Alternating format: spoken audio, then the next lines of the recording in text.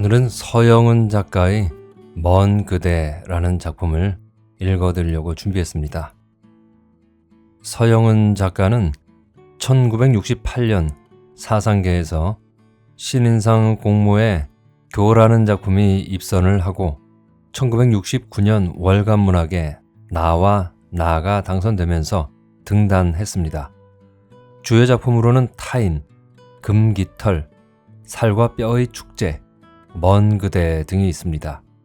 작가는 자아의 갈등을 상징적이고 우화적인 수법으로 그려내는 리얼리즘 계열의 작가로 알려져 있는데요.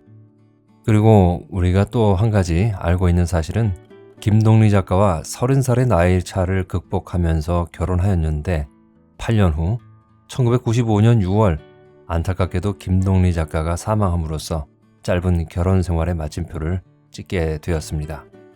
아무튼 그 후로도 서영은 작가는 작가로서 작품 활동을 꾸준히 해왔는데요. 그러는 중에 발표한 단편 소설이 바로 먼 그대라는 작품입니다.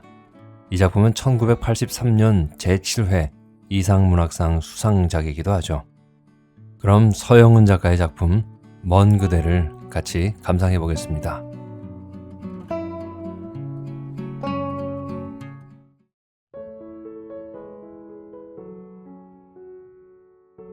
먼 그대. 서영은. 먼지 낀 유리창 너머로 바람이 세차게 몰아치고 있는 거리를 차분히 내다보며 문자는 장갑을 한쪽 또 한쪽 끼었다. 빨때마다 오그라들고 털이 뭉쳐 작아질 대로 작아졌기 때문에 그녀는 장갑 낀 손가락 세세를 꼭꼭 눌러주어야 했다. 몇 년 전 이미 한 차례 유행이 지나간 알록달록한 털 장갑을 여태 끼고 다니는 사람은 그녀 주위에 아무도 없었다. 장갑만 구식인 건 아니었다. 소매끝이 날깃날깃 달아빠진 외투며 여름도 겨울도 없이 신어온 쫄쫄이식 단화. 통은 넓고 기장은 짧아 발목이 껑뚱해 보이는 쥐똥색 바지. 보풀하기가 한켠 앉은 투박한 양말. 서랍에서 꺼내어 얼징거릴 때마다 반찬내를 물씬 풍기는 가방 등 몸에 걸치고 지닌 것마다 구멍만 뚫리지 않았다 뿐이었다. 문자의 이런 차림새는 40고개를 바라보도록 노처녀로 알려진 그녀의 입장을 더 한층 측은해 보이게 했다. 아동도서를 간행하는 H출판사에서는 문자는 영업부 편집부 통틀어 최고참이었다. 입사 이래 현재까지 그녀는 줄곧 교정일만 보아왔다. 편집부 정원은 부장을 포함해서 7이었다. 그 사이 문자만 제외하고 자리마다 얼굴이 수없이 바뀌었다. 대학을 갓 졸업한 축일수록 반년도 못 채우고 떠나갔다. 출근 첫날부터 의자가 기우뚱거린다.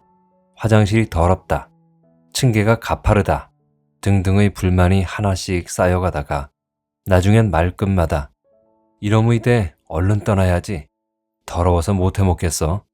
하고 궁시렁거렸다 하면 견뎌야 한두 달이 고작이었다. 문자는 그런 나이 어린 동료들로부터 노골적으로 따돌림을 받았다. 그네들로서는 가르마에 새치가 희끗희끗하도록 무엇 하나 이룩해 놓은 것 없이 한평생 있어봐야 별 볼 일 없는 출판사에 그것도 말석에서만 10년을 보낸 동료가 있다는 그 자체가 자존심 상하는 일이었다. 그네들의 눈엔 문자가 교정지를 앞에 하고 등을 쭈그리고 있을 때는 그녀의 등 뒤에만 보이지 않는 유난히 시린 바람이 휘몰이치고 있는 듯이 여겨질 때가 많았다. 그리고 그녀의 턱 언저리는 늘상 소름이 돋아 까실까실한 것 같이 보였다. 점심시간에 다들 우르르 몰려나가 곰탕 한 그릇씩 먹고 다방에 들러 커피까지 마신 뒤 사무실로 돌아와 보면 두 손으로 뜨거운 보리차 컵을 감싸진 문자가 그네들을 맞았다. 그네들은 문자가 측은하다 못해 언짢아져 어쩌다 그녀 쪽으로 말을 건네오면 심히 퉁명스럽게 내쏘았다. 그렇더라도 문자는 한 번도 기분 나쁜 표정을 드러내는 일이 없었다. 나이 어린 부장으로부터 이따금 민망할 정도로 면박을 받아도 늘 다소곳이 받아들였다. 동료 간에 그런 것처럼 사내 규칙에 대해서도 그녀는 한마디 불평 없이 성실하게 지켰다. 다른 동료들이 임무와 사장을 험구하고 시설이나 월급에 대해서 불평을 늘어놓아도 그녀만은 잠자코 듣고만 있었다. 그런 그녀를 두고 나이 어린 동료들은 문자가 밥줄이 떨어질까봐 두려워서 몸을 사리는 줄로 알았다. 그네들은 문자가 주눅 들고 처량해 보일 때마다 남몰래 자기 자신에게 다짐하고 했다. 나도 저렇게 될까 무섭다. 얼른 여기를 떠야지. 문자는 이제 창문으로부터 돌아섰다. 퇴근 시간이 20여 분이나 지났음에도 다른 동료들은 자리에 앉은 채 노닥거리고만 있었다. 퇴근 시간이 임박해지자 한참 전화가 오고 가고 하더니 저마다 약속이 된 모양이었다. 문자는 가방을 집어들고 부장 쪽으로 다가갔다. 그가 다른 동료랑 하던 얘기를 끝낼 때까지 기다린 끝에 먼저 가겠다는 인사말을 남기고 사무실에서 나왔다. 계단을 서너 개 내려오노라니 안에서 미스 최의 조심성 없는 목소리가 그녀에게까지 들려왔다. 참 안 됐어요. 토요일인데도 전화 한 통 걸려오지 않고 집으로 가봤자 반겨주는 사람도 없을 테고. 어머, 왜요? 결혼은 안 했더라도 가족은 있을 거 아니에요. 이런, 한 사무실에서 너무들 하시군. 같은 여자끼리인데 신상 파악은 하고 있어야지. 본인이 가르쳐주지도 않는데 어떻게 알아요? 하긴, 나도 몇 달이 건너 들은 소리지만 부모는 일찍 돌아가시고 오빠가 한 분 있었는데 수년 전에 이민 가고 그때부터 내내 혼자 처지인가 봐. 고생도 무지무지하게 하고 지금까지도 용두동인지 어디에 새 들어있는 방 전세금이 전부라나 봐. 이상하다. 옷도 안 해 입고 도시락도 꼭꼭 싸오겠다.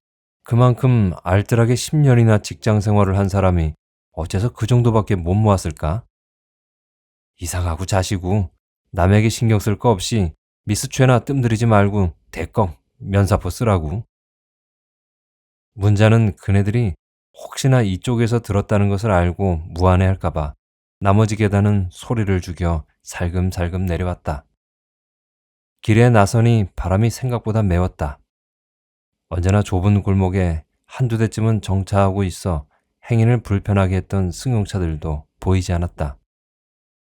길 양쪽으로 질비한 밥집의 문전도 평일 같으면 드나드는 사람들로 한창 북적댈 시간이었으나 한산하기만 했다.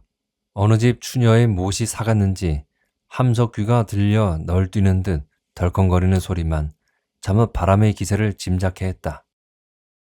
그녀는 목덜미가 선듯해지자 외투깃을 올렸다. 회사 앞 골목을 빠져나오며 그녀는 생각했다. 내 인생이 남보기에 그렇게 안 되어 보일 만큼 실패인 걸까? 그러자 괜히 웃음이 터져나올 것 같아 입술을 지그시 깨물었다.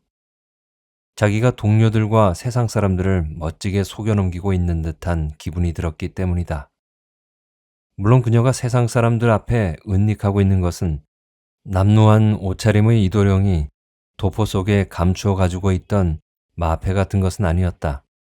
또는 텔레비전이나 영화에서 가난한 여주인공이었던 여자가 알고 보니 무슨 재벌 총수의 딸이더란 식의 돈 많고 지위 높은 아버지를 감추어 두어서도 아니었다. 글쎄, 그녀로선 남들이 눈치채지 못하는 자기 마음속의 어떤 그윽하게 힘찬 상태, 그걸 뭐라 해야 할지 알 수 없었다. 문자로선 유행의 흐름이란 데 따라 바지통이 넓어지든 좁아지든 외투 길이가 짧아지든 길어지든 또 동료들이 자기를 미스라 부르든 선생이라 부르든 의자가 기우뚱거리든 사장이 잔소리가 많든 적든 그런 것은 정말 아무래도 좋은 일로 여겨졌다. 언젠가 자칭 교정박사라는 비교적 나이든 한 여자가 새로 입사했다. 그녀는 출근한 지 열흘도 못 되어 옆자리의 남자 직원이 자기를 선생이라 부르지 않고 미스라 부른다고 대판 싸운 끝에 이튿날 사표를 집어던졌다. 문자는 삿대질을 하며 아각거리는 그녀를 멀거니 신기한 듯이 쳐다보며 이렇게 생각했다. 남들이 자기를 뭐라 부르든 그게 무슨 큰 대수로운 일이라고. 도로 자기의 교정지 위로 고개를 떨군 문자는 턱을 깊숙이 감춘 채 혼자 빙그레 미소 지었다. 타인의 눈에 자기가 형편없이 초라하게 비치어 있는 것을 의식할 때도 그녀는 잠자코 마음속으로만 이렇게 생각했다. 그래, 불쌍해 보여도 좋고 초라해 보여도 좋다. 너희 마음대로 생각해라. 또 어떤 날은 출근해서 서랍을 열어보면 쓸만한 사무용품들이 다 없어지고 몽땅 연필 하나와 볼펜 껍질만 소롯이 남아있는 경우도 있었다.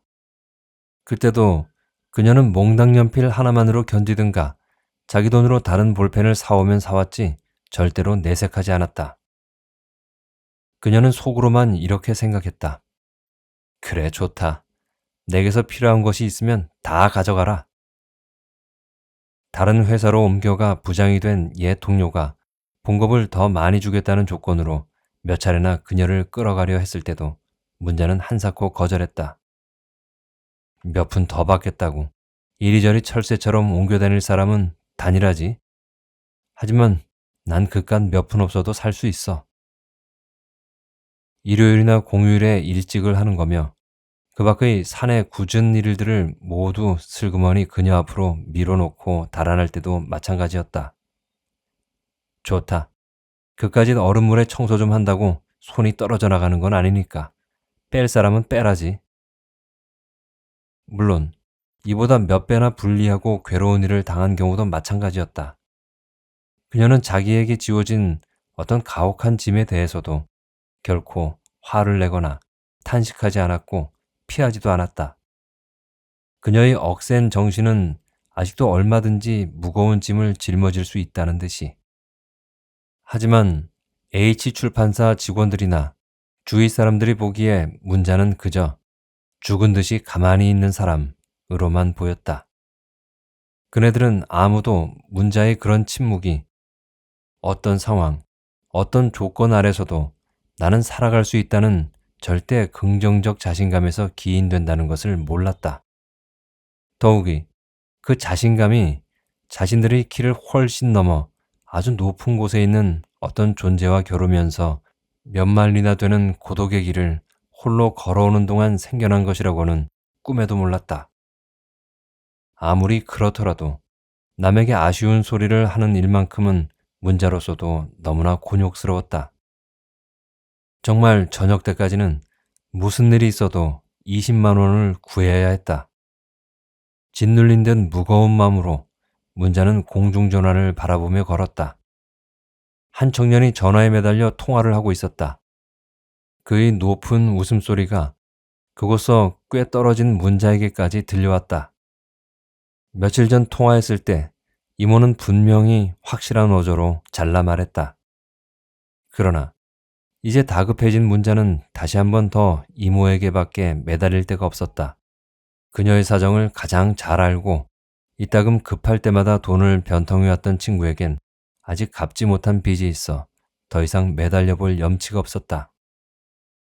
청년의 통화는 한정없이 늘어질 듯했다. 상대 쪽에서는 빨리 오라고 조르는 모양이었고 이쪽에서는 WBC 타이틀 매치 위성 중계를 놓칠까봐 지금은 안 되겠다는 내용이었다. 청년의 등 뒤에 서서 시린발을 동동거리며 문자는 건너 빌딩의 높은 꼭대기 위로 빠른 물살처럼 흘러가는 음산한 구름을 초조하게 바라보았다. 바람은 쉬이 잘 것 같지 않았다. 청년은 자기 주장대로 관철된 것이 흡족한 듯 담배를 한 대 피워 물고서야 공중전화 앞을 떠났다. 문자는 아직 청년의 미적지근한 체온이 배어있는 수화기를 집어들었다. 이모, 전화 또 했어요. 그 이상 할 말은 없었다. 찍찍거리는 잡음만 한동안 계속되었다. 이윽고 이모 쪽에서 쯧쯧 하고 약간 짜증스럽게 혀를 찼다. 하여간 얼굴이나 좀 보자. 눈물이 핑 돌아 앞이 흐릿한데도 문자는 길을 쓰고 그래야 하는 듯이 누군가 전화받침에다 그려놓은 낙서를 손톱으로 지우고 또 지웠다. 매달 얼마씩 가져가는 것 이외에 이따금 한수가 적지 않은 목돈을 요구해 오는 데 대해서 문자는 한 번도 그 이유를 묻지 않았다. 오히려 돈을 받아 넣으면서 불안해진 한수가 제풀에 화를 내곤 했다. 젠장, 내가 뭐 이러고 싶어서 그러는 줄 알아? 두고 보라고. 그는 항시 이번만은 틀림없다고 전제하면서 광산에 자금을 투자해 줄지도 모르는 유력한 자본주를 만나는데 급히 필요하다고 했다. 문자에겐 그의 말의 진부는 아무래도 상관없었다. 옥조를 그가 데리고 있는 이상 그를 도움 줌으로써 옥조에게도 간접적으로 도움이 될 거라 여겨지기 때문이었다. 설사 그가 집에서 한 푼도 들여놓지 않고 예전의 씀씀이대로 그것을 하룻밤 술값으로 날려버린다 하더라도 역시 상관없었다. 문자는 어제 그런 일 때문에 더 이상 마음 상하지 않았다. 한수는 그녀에게 1000개의 흉터를 내었을 뿐 그녀가 그 흉터를 스스로 딛고 일어선 지금에 이르러서 그는 이미 그녀의 마음속으로부터 지나가 버린 그 무엇이었다.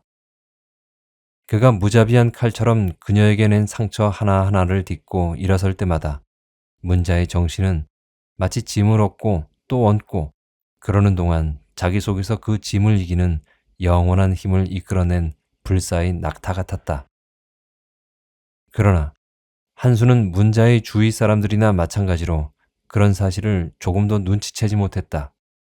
그는 바보스러울 만큼 착하다고 여겨지던 그녀가 딱 한 번 무서운 여자다 하고 생각된 때가 있었다.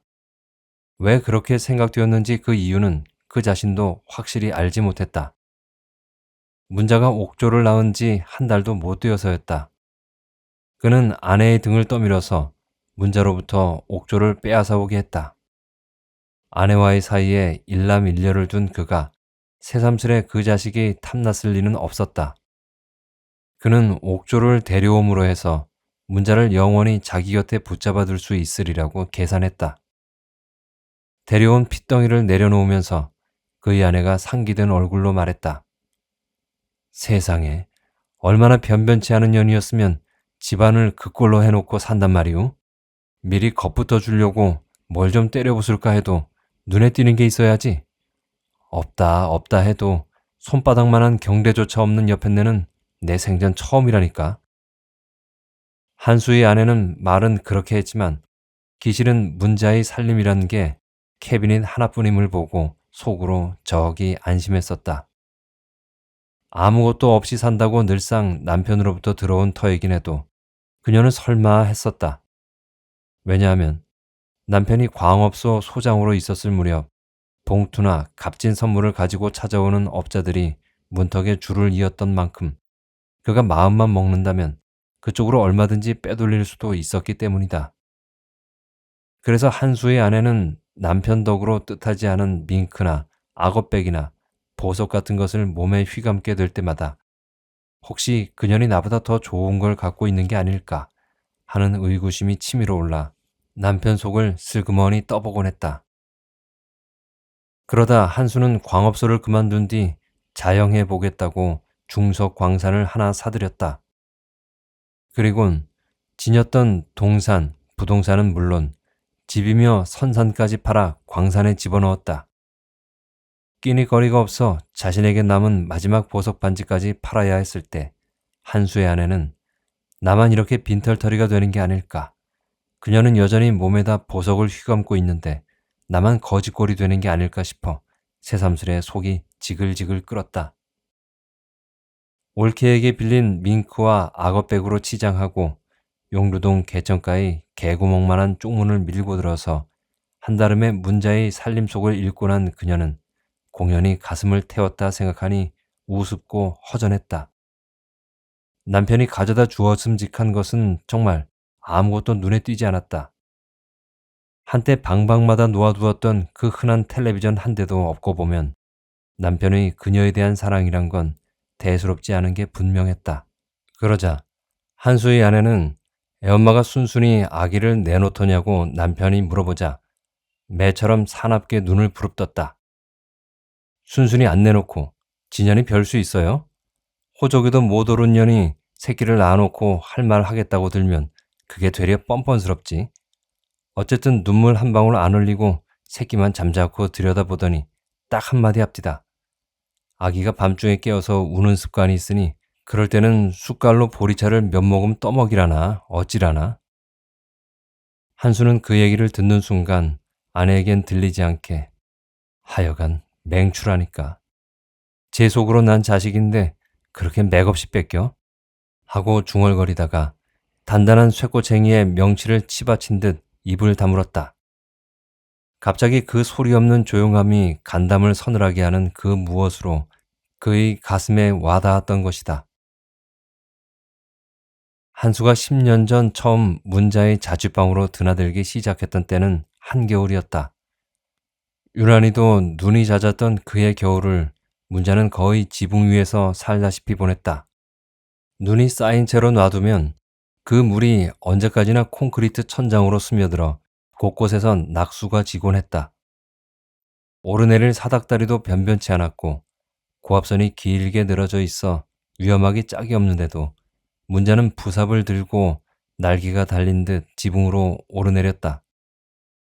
식당을 한다는 주인집 내외가 비죽이 웃으며 대청마루에 선 채 구경 삼아 쳐다보고 있거나 말거나 그녀는 빨갛게 상기된 얼굴로 마치 춤추듯 가볍게 눈을 퍼서 지붕 아래로 집어던졌다. 어쩌다 지나가던 행인이 흙탕물을 튀었다고 화를 내면 나르듯 뛰어내려 그의 바지가랑이를 털어주며 만족할 때까지 몇 번이나 사과하고 나서 또다시 지붕으로 올라가곤 했다. 또한 헛간이나 다름없는 문자의 부엌에는 수도가 없었기 때문에 안집 마당에 있는 수도에서 일일이 물을 길어다 먹었다. 안집 마당으로 가자면 부엌 뒷문으로 나가서 높고 가파른 계단을 내려가야 했다. 이전의 새든 사람들에겐 그 계단이 죽지 못해 오르내리는 굴욕의 사다리로 여겨졌었다. 그 가난한 여인들은 자신의 양손에 물바켓을 들고 낑낑거리며 계단을 오르는데 주인집 여자가 비죽이 웃으며 자기의 뒷모습을 주시하는 것이 무엇보다 싫었다. 그러나 똑같은 방을 빌려 사는 처지이면서도 문자는 그녀들과 전혀 달랐다. 그녀가 뒷문 앞에 나타날 때 보면 무슨 좋은 일을 하다가 중단하고 나온 것처럼 항시 두 뺨이 발그레했다. 때로 그녀는 양손에 바켓을 든 것도 있고 층계참에 서서 한참 동안씩 하늘을 쳐다보곤 했다. 그러고 난 뒤엔 두 뺨에 발그스레한 빛이 안에서 불을 켠 것처럼 더욱 짙어졌다. 그녀가 계단을 내려오는 모습은 마치 몸속에 깃들어 있는 싱싱한 생명의 탄력이 음계를 밟고 있는 듯이 보였다. 그래서 그 계단은 그 위에 있는 아주 신비롭고 아름다운 세계를 그녀 혼자만 누리기 위해 외부로 나타난 부분을 일부러 조악하게 꾸며놓은 것 같이 보였다. 주인집과 그 집에 새들어 사는 여느 식구들은 문자가 새벽같이 층계층에 나와 매운 연기를 마셔가면서도 연탄 화덕에다 신나게 부채질을 활락활락 해대며 때로는 콧노래까지 흥얼거리는 광경을 종종 볼 수 있었다. 그도 그럴 것이 그 부엌의 아궁이에선 물이 솟았기 때문이다. 아궁이뿐만 아니라 지붕이며 방꼬레를 고쳐달랠만 한데도 문자가 혼자 힘으로 잘 참아나가자 주인쯤은 고마워하기는커녕 오히려 그녀에게 물세, 불세까지도 터무니없이 물리었다. 그래도 문자는 한마디도 따지지 않고 달라는 대로 선선히 내주었다. 마치 큰 여유가 있어 그만한 일은 불문에 붙이는 것처럼. 때문에 한 집에 새들어 사는 여인들은 문자의 살림 형편이 겉보기보다 훨씬 알심이 있을 거라고 추측했다. 어느 날 그녀들은 자기네들끼리 짜고 불시에 문자를 찾아갔다. 방안을 찬찬히 둘러본 즉 물이 스며든 천장은 페인트칠이 일어나 너덜거렸고 녹슨 손잡이가 달린 캐비넷 이외에 이렇다 할 세간이라곤 아무것도 없었다. 그녀들로서는 문자의 두 뺨에 서린 발그레한 홍조와 노래를 몸에 휘감고 있는 듯한 그 발랄한 생기가 어디에서 연유하는지 더욱 몰라졌다. 그녀들은 문자가 수도가에 나왔다가 떠나고 난 뒤에 향기 좋은 꽃으로 가슴을 꾹 눌렀다가 뗀 것 같은 그 느낌을 어떻게 설명해야 할지 알 수 없었기 때문에 그중 누가 엄지손가락으로 돌았다는 신용을 해보이면 거기에 전적으로 동의하는 폭소를 터뜨렸다. 그녀들은 이미 확인한 바와 같이 문자는 남다른 무엇을 소유했던 게 아니었다. 그녀로선 무엇을 하든 그 일을 하면서 사랑하는 사람을 생각한 것뿐이었다. 콩나물을 다듬든 연탄불을 피우든 지붕 위의 눈을 치우든 그를 생각하노라면 어딘가 높은 곳에 등불을 걸어둔 것처럼 마음 한구석이 따스해지고 밝아오는 것을 느꼈다. 그 따스함과 밝은 빛이 몸 밖으로 스며나가 뺨을 물들이고 살에 생기가 넘치게 하는 것을 그녀 자신은 오히려 깨닫지 못했다. 한수가 그녀에게 오는 것은 단지 일요일 밤뿐이었지만 그는 항시 그녀의 실ong 위에 걸려있는 등불이나 다름없었다. 시장에서 물건을 깎다가도 그녀는 그가 만약 이 사실을 안다면 하고 깎는 일을 그만두었고 남과 다툴 뻔하다가도 그를 떠올리면 분노가 촉촉하게 가라앉았다. 이렇게 해서 월요일, 화요일, 토요일을 보내는 사이에 그는 그녀의 존재 자체를 조금씩 연금시켜 이윽고 일요일이 되었을 땐 그녀의 손길이 닿기만 해도 닿는 것은 무엇이든 금빛 물이 들었다. 문자는 그가 미처 문을 두드리기도 전에 이미 그의 발걸음 소리를 알아듣고 미리 나가서 그를 맞아들였다. 그녀가 그의 옷을 벗기면 그 옷이 금빛으로 물들었고 양말을 벗기면 양말이 그러했다. 뜨거운 물이 담긴 대야를 가져와 그의 발을 씻기면 그 발 역시 금빛이 났다. 그녀가 그를 위해 마련한 저녁상은 가난한 자가 일주일 내내 거친 솔과 젖은 걸레로 마룻바닥을 힘들여 닦아서 번 돈으로 성전 앞에 켤 양초를 사는 것 같이 마련된 것이었다. 한수는 그녀가 살코기를 집어줄 때마다 입을 딱 벌려 받아먹기만 할 뿐 자기도 그녀의 입에 그 고기를 먹여주려는 생각은 한 번도 해보지 않았다. 한수의 마음은 무디고 이기적이어서 온 방 안에 가득 찬 금빛을 보지 못했고 가만히 있어도 그 침묵이 노래임을 알지 못했다. 심지어는 그녀의 몸을 만지면서도 잘 익은 과육에서 나는 것 같은 향기가 자기 손가락에 묻어나는 것도 몰랐다. 그는 마치 돈 없는 주정뱅이가 어쩌다가 값싼 술집을 발견하고도 긴가민가 하여 자꾸 주머니 속의 가진 돈을 헤아려 보듯이 문자가 과연 자기가 줄 수 있는 것만으로도 만족하고 자기와 살아줄 것인지를 알고자 끊임없이 탐색의 눈초리를 번뜩였다. 그는 이미 아내와 자식들이 있었으므로 그가 문자와 더불어 지낼 수 있는 시간은 그가 빼내어도 그의 아내가 눈치채지 못할 만큼의 시간에 한정되어 있었다. 그는 또 한 여당 소속 국회의원의 비서라는 그럴싸한 직업을 가지고 있었지만 수입은 보잘것없었다. 그래서 그는 문자에게 생활비 같은 것을 보태줄 처지가 못 되었다. 그는 문자로부터 어떤 요구도 받은 적이 없으면서 항시 이 여자가 내가 줄 수 있는 한도 밖의 것을 요구해오면 어쩌나 하고 불안해했다. 그는 문자가 화장도 하지 않고 모양도 내지 않고 집안에 값나가는 물건을 사놓으려 하지도 않는 걸로 봐서 욕심이 없는 성격이라는 것을 간파했으면서도 여전히 경계를 게을리하지 않았다. 그러던 차에 그가 모시고 있던 K 의원이 장관으로 발탁되었고 그의 도움으로 광산과 출신의 한수는 반관 반민의 동동광업소 소장으로 임명되었다. 그의 수입은 이제 문자에게 정식으로 딴살림을 시킬 수 있을 만큼 풍족해졌다. 그는 멋진 새 집을 사서 이사를 했고 그의 아내와 자식들은 좋은 옷을 입었고 가만히 앉아 심부름하는 사람들의 시중을 받았고 과일과 케이크는 미처 먹지 못해 곰팡이가 필 정도로 지천이었다. 그럼에도 그는 문자에겐 아무것도 나누어 주지 않았다. 사과 하나, 귤 하나도. 이따금 그는 문자에게 가져가라고 무심히 과일 바구니 하나를 집어들었다가도 도로 내려놓았다. 일단 그녀에게 무엇을 주기 시작하면 혹시나 끝없이 요구의 손길을 뻗쳐오지 않을까 겁이 났다. 문자는 여전히 그에게 아무것도 요구하지 않았다. 주인집에서 방값을 올리자 그녀는 자기 힘으로 구해보다가 끝내는 방을 옮겼다. 그 사이 물가가 많이 올라서 문자가 그에게 예전과 같은 저녁상을 차려내기 위해서는 자기가 일주일 살 몫에서 더 많이 쪼개내야 했다. 그녀는 버스를 2번 타는 대신 한 번만 타고 나머지는 걸었다.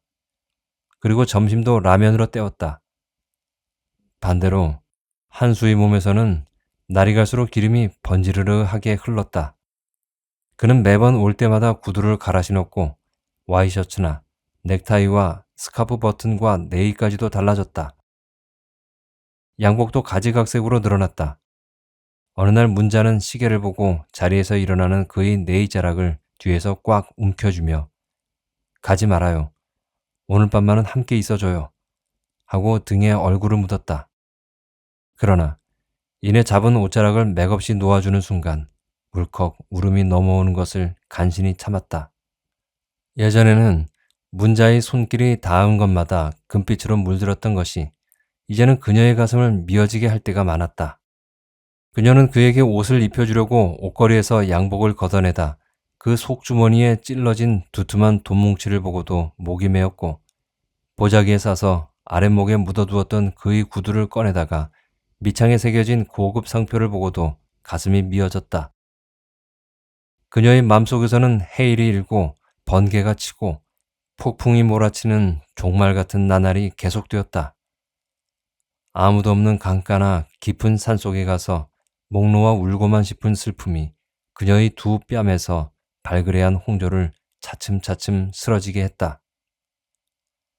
또다시 집값이 올라 하루 종일 방을 구하러 다니다 돌아오던 길에 문자는 소주 2병을 샀다. 안주도 없이 단숨에 소주 2병을 비우고 나서 그녀는 의식을 잃었다. 눈을 떴을 때 그녀는 자기가 눈부신 아침 햇살과 끈적거리는 오물 속에 누워있음을 발견했다. 새로이 눈물이 괴어올라 눈앞이 어룽졌다. 그녀는 이를 악물었다. 그때 그녀 속에서 낙타 한 마리가 벌떡 몸을 일으켜 세우며 외쳤다. 고통이여, 어서 나를 찔러라. 너의 무자비한 칼날이 나를 갈갈이 찢어도 나는 산다. 다리로 설 수 없으면 몸통으로라도, 몸통이 없으면 모가지만으로라도, 지금보다 더한 고통 속에 나를 세워놓더라도 나는 결코 항복하지 않을 거야. 그가 나에게 준 고통을 나는 철저히 그를 사랑함으로써 복수할 테다. 나는 어디도 가지 않고 이 한자리에서 주어진 그대로를 가지고도 살 수 있다는 것을 보여줄 테야. 그래, 그에게뿐만 아니라 내게 이런 운명을 마련해 놓고 내가 못 견디어 신음하면 자비를 베풀려고 기다리고 있는 신에게도 나는 멋지게 복수할 거야. 회사에도 못 나가고 그녀는 이틀을 꼬박 누워 알았다. 그 이튿날은 일요일이었다. 문자는 일어나서 아무런 일도 없었던 것 같이 그를 맞기 위해 목욕을 하고 시장에 다녀와서 은행알을 깠다. 그날 저녁 그의 넥타이를 받아 옷걸이에 걸다가 문자는 그것에 꽂혀있는 진주 넥타이 핀을 발견했다. 그러나 그녀의 가슴은 이전처럼 미어지지 않았다. 마침내 그녀의 마음속으로부터 그가 가진 모든 것이 무관해졌던 것이다. 그가 누리던 모든 것이 그녀와 무관해졌다. 문자는 오로지 곁에서 담담한 마음으로 지켜볼 뿐이었다. 그의 끝없는 욕망이 그의 집 문전에 줄을 잇는 업자들의 선물 상자와 돈봉투를 딛고 자꾸자꾸 높아지는 것을. 어느 날 새벽에 라디오와 TV에서는 베토벤의 영웅교향곡 2악장을 끝없이 되풀이하여 들려주었다. 계엄령이 선포되었고 국회와 내각이 해체되었다. 그런 뒤 2달도 못 되어서였다. 한수는 수염이 덥수룩해지고 초췌해진 얼굴로 비틀거리며 문자에게 나타났다. 몸을 가누지 못할 만큼 취해 방바닥에 퍼지르고 누운 그에게서 문자는 하나씩 옷을 벗겨냈다. 갑자기 그가 문자의 옷자락을 움켜쥐며 목쉬인 소리로 울먹였다. 난 이제 아무것도 아냐. 우리 집 문전엔 인적도 없어. 그렇지만 너까지 날 괄시하면 죽여버릴 테다. 이모가 목욕 중이었으므로 문자는 거실에 앉아 기다려야 했다. 그녀가 앉아있는 소파는 보드라운 깃방석 같았고 아라비아풍의 두툼한 양탄자가 깔려있어 발밑도 포근했다. 모든 것이 포근하고 쾌적했다. 천장에서부터 내려뜨린 하얀 망사 커튼 너머로 뜰의 나무들이 세찬 바람에 휘청거리는 것이 보였다. 이곳에서는 추운 바깥 날씨조차도 아프고 시린 것이 아니라 쾌적하고 달콤하게 느껴졌다. 음산한 하늘에서 차츰 먹빛이 배어났다. 욕실에서 타일바닥을 때리는 상쾌한 물줄기 소리가 들려왔다.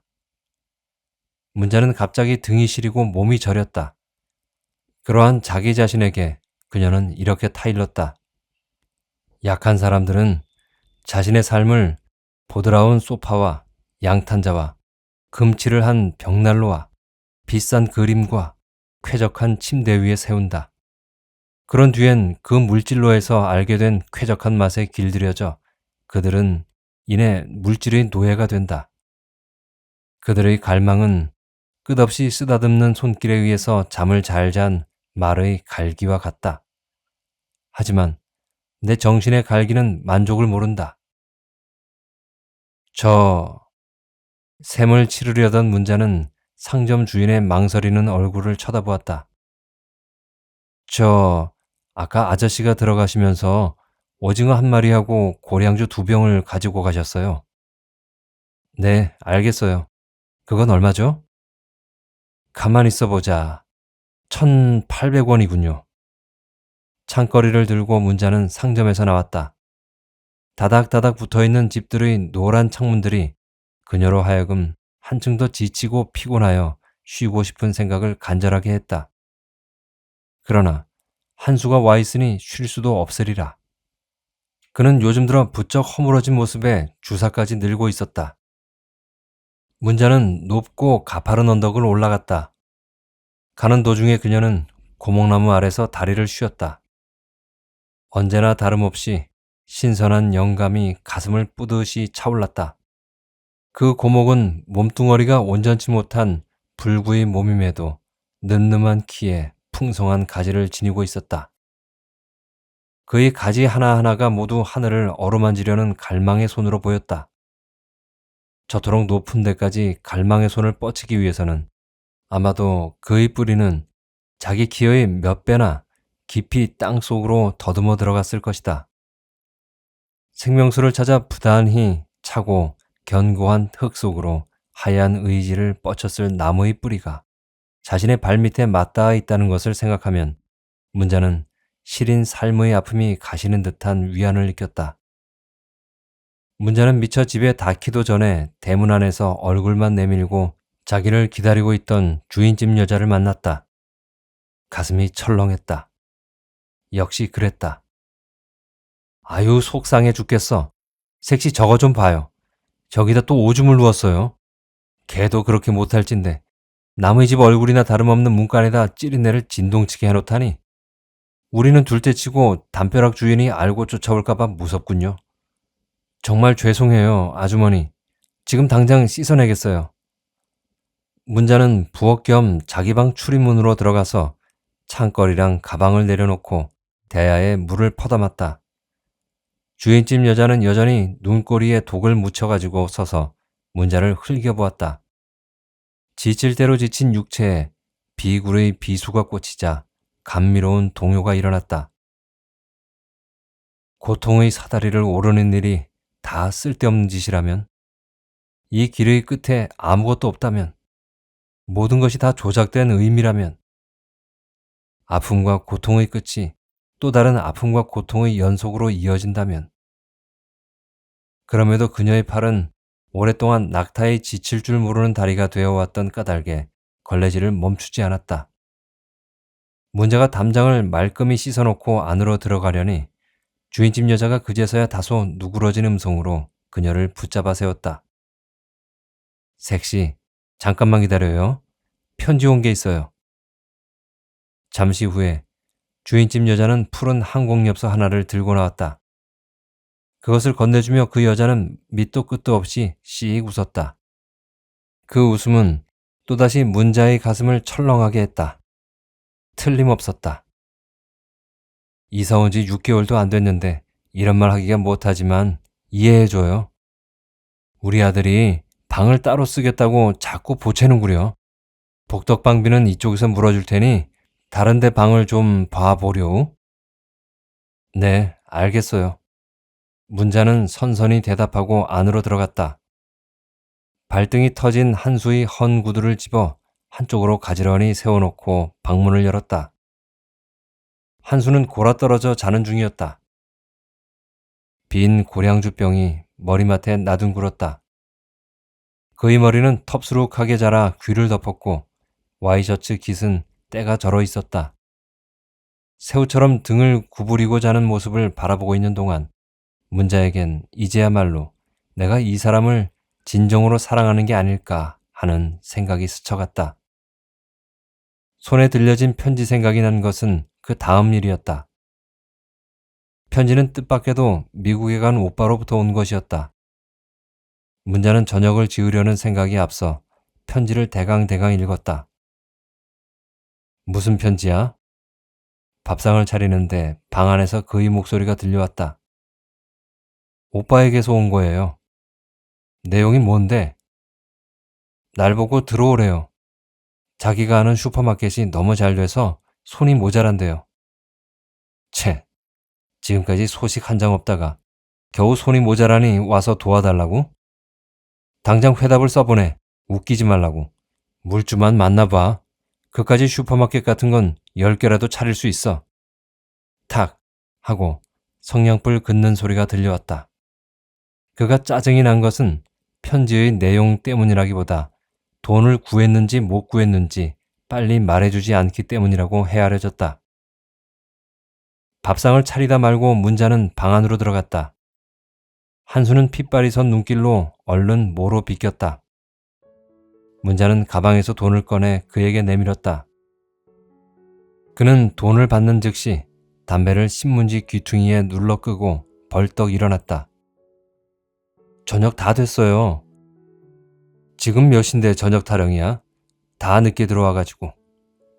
문자는 잠자코 그에게 윗도리와 외투를 입혀주었다. 순간순간 그의 모질고 이기적인 성격을 볼 때마다 문자는 맘속으론 울고 입술로는 웃었다. 그가 단추를 채우는 동안 문자는 먼저 부엌으로 나와서 그가 신기 좋게 구두를 가지런히 그리고 약간 벌려놓아 주었다. 밥을 푸다만 밥솥에서 서려오는 김을 보고 문득 쓰라린 비애를 느꼈으나 그녀는 조용히 웃었다. 한수는 문자가 문 밖에서 배웅하고 있다는 것을 알면서도 곧장 뚜걱뚜걱 계단 아래로 내려갔다. 그는 얼른 내려가 잠시 후엔 시야에서 사라졌다. 그러나 문자에겐 그가 자기 시야에서 끝도 없이 있을 뿐인 것으로 느껴졌다. 그는 이미 한 남자라기보다 그녀에게 더 한층 큰 시련을 주기 위해 더 높은 곳으로 멀어지는 신의 등불처럼 여겨졌다. 그리하여 그녀는 그것에 도달하고픈 열렬한 갈망으로 온몸이 또다시 갈기처럼 찢어졌다.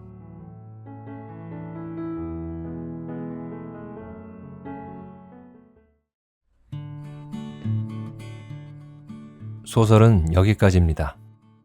이 소설은 삶의 고통과 자신을 멸시하려는 시각적인 그리고 언어적인 폭력 속에서도 이에 대해 정면으로 대항하려 들지 않고 묵묵하게 인내하며 자신 내면의 강인한 성숙미를 추구하려는 여성의 모습을 그리고 있는 단편 소설입니다.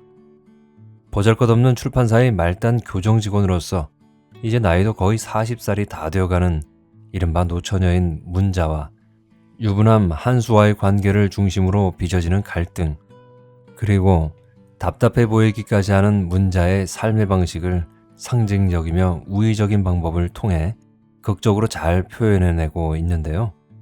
여러분도 보셨다시피 한수라는 남자는 문자에게 고통과 인내만을 강요하는 그런 존재인데 반해 문자는 그런 존재의 흔적들마저도 금빛으로 물들이는 지극한 사랑으로 변화시키려는 포용력을 지니고 오로지 더 높은 정신의 경지에 이르고자 하는 초월적인 모습을 보여주고 있습니다. 그런 문자의 내면의 세계를 상징적으로 보여주는 것이 바로 낙타의 이미지입니다. 이런 삶의 자세를 보면서 저는 궁금증이 생겼습니다. 문자는 도대체 어디서 이런 포용력이 생기는가 하는 것입니다. 이것을 긍정적으로 해석하자면 이렇게 말할 수 있겠죠. 스스로 어떤 난관에서도 살아갈 수 있다는 절대 긍정의 아이콘으로서의 자신감에서 기인하는 것이라고 할 수 있을 것 같습니다. 또 다른 한편 부정적인 해석을 하자면 문자는 정말 정신승리의 아이콘이 아닌가 싶습니다. 이상 제7회 이상문학상 수상작 서영훈 작가의 먼 그대를 읽어드렸습니다. 다음에 또 좋은 작품으로 여러분들과 만나길 바라면서 다음에 뵐 때까지 건강하시고 행복하세요.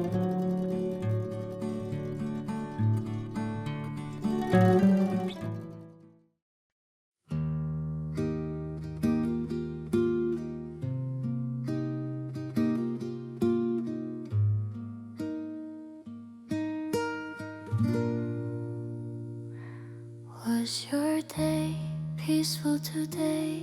Thinking of your smile, I count the small stars rising above the night sky. I hope you are happy, I pray with all my heart. Even from far away, it's okay as long as you are smiling. May you shine like starlight tonight and tomorrow. Counting stars, I pray for you, wishing for your peace. Counting stars, I love you, may you be safe today. As countless as the stars shining in the night sky, my heart for you has no end. 1, 2, 3, counting as I think of you.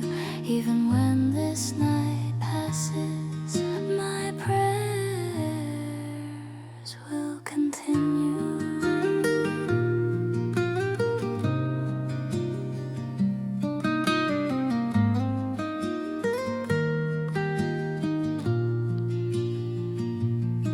Was it a hard day? Put down your weary heart. This night lit by starlight will hold you close. Even when I'm not beside you, you are not alone. The stars above will watch over you. Warm like starlight tonight and tomorrow. Counting stars, I pray for you, wishing for your peace. Counting stars, I love you, may you be safe today.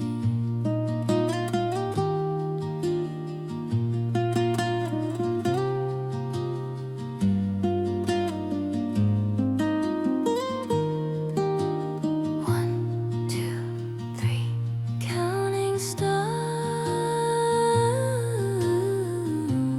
thinking of you. How many nights have I spent like this, wishing for your happiness, counting the stars. I will keep praying like this. May you be at peace with a loving heart. Counting stars, I pray for you, wishing for your peace.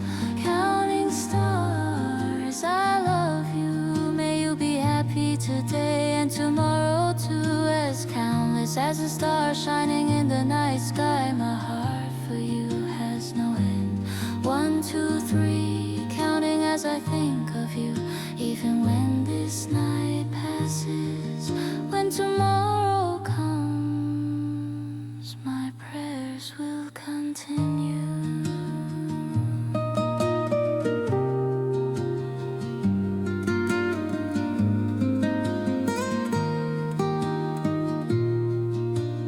Counting stars, I love you today and tomorrow.